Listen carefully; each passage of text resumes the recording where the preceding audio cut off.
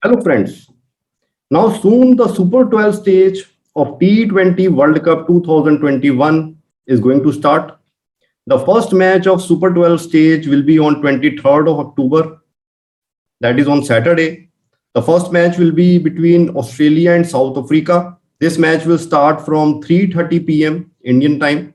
So I'll be talking about this match. I'll be giving you my detailed preview in which we will talk about the pitch, expected playing 11, comparison between both the teams, and also the prediction for the match. So first of all, let's start with the expected playing 11 of both the teams. Let's start with the team of Australia. For Australia, their expected playing 11 will be, as you can see on the screen, Aaron Finch, their captain, and David Warner as opener.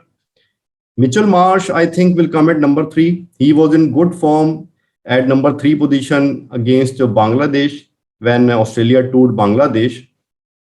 At number four, Steve Smith, then Glenn Maxwell. Then at number six, I think Marcus Chenois will be there. Then their wicketkeeper batsman Matthew Wade. And I think Australia will go in with three pacers: Pat Cummins, Kane Richardson, and Mitchell Stark. Kane Richardson performed really well in the practice match, and one spinner, Adam Zampa. So this will be the expected playing 11 for Australia. And for South Africa, the expected playing 11 can be, you can see on the screen, Tamba Bavuma, their captain as opener, along with Quinton de Kock, their wicketkeeper batsman. Tamba Bavuma opened in the practice matches, so I think he will be there as opener. Then Aiden Markram, then Rese van der Dussen, David Miller. So they will be playing five specialist batsmen, and I think at number six, one of these two players will play. If they decide to play an all-rounder, then South Africa may go in with Dwan Pretorius, or they may also go in with another specialist batsman, who is their wicketkeeper batsman, Henrich Claesson. So one of them will be there at number six, and I think South Africa will go in with five specialist bowlers. And now it remains to be seen whether they go with three spinners or three pacers. Because recently, when South Africa toured Sri Lanka, there they were playing three spinners in their playing 11, but the pitches were very favorable for spinners in Sri Lanka. So their bowlers will be, I think, at number seven, Kagiso Rabada, then one out of Bajon Fortune or Lungi Nagidi. Bajon Fortune is their spinner and Lungi Nagidi is their pacer. So it depends what type of combination South Africa chooses. Then Enrich Notje, Keshav Maharaj, and their best spinner Tabrez Shamsi. So this will be the playing 11 for South Africa. Now comparing both the teams, I think both the teams first of all have a good bowling attack. South Africa especially, I feel, has one of the best bowling attacks in this tournament, maybe probably along with India. They have the best bowling attack there. And Australia also has a really good bowling attack. And there is some problem in batting for both the teams. In case of Australia, their batting on papers looks strong, but their batsmen are not in good form. Like we see David Warner in the practice matches, he scored 0 and 1. And even in IPL, he was not in good form. He had to be dropped. Aaron Finch, their captain, is also not in good form in 2021.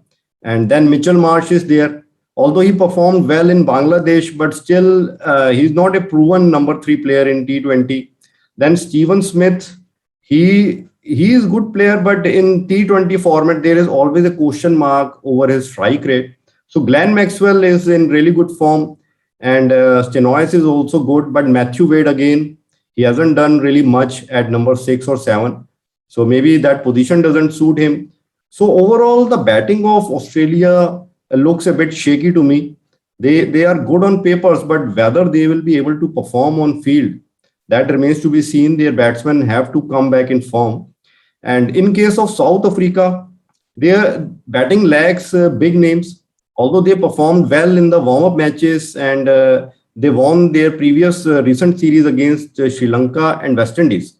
But South Africa's batting, I think, is not really explosive. They have some good attacking batsmen like Quinton de Kock, and Rase van der Dussen also scored a brilliant century in the practice match. But other than that, their batting looks a bit of like steady batting, where you can expect them to score 150, 160 runs, but you don't really expect them to score 190 or 200 runs. But one positive factor for them is that since they have a steady batting lineup, so maybe South African batting is less likely to have a batting collapse. So there they score slightly over Australia. And if you see the recent form of both the teams, here South Africa has got better recent form.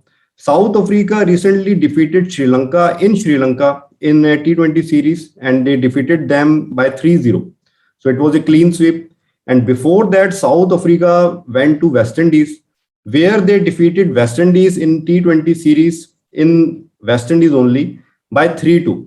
So they are coming from a winning streak by winning the two series. And also in the practice matches, South Africa won both their matches. One was against Afghanistan and second was against Pakistan. So both these teams were subcontinent teams which which had better chance on these conditions in UAE, but still South Africa managed to win against both of them.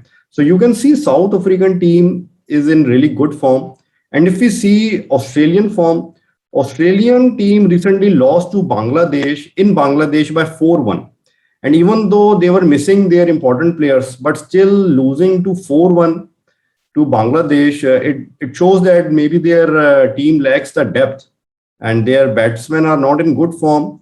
And even in the practice matches, Australia lost to India.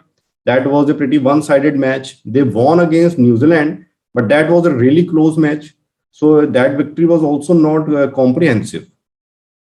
So overall, the team which is looking slightly better to me going into this match is South Africa.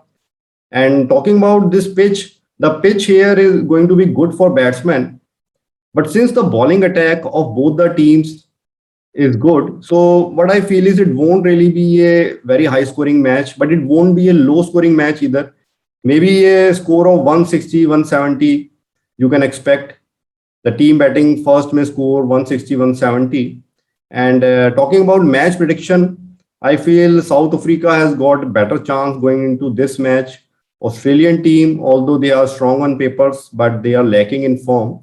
So my match prediction for this match is that South Africa will win this match. South Africa will be the winner.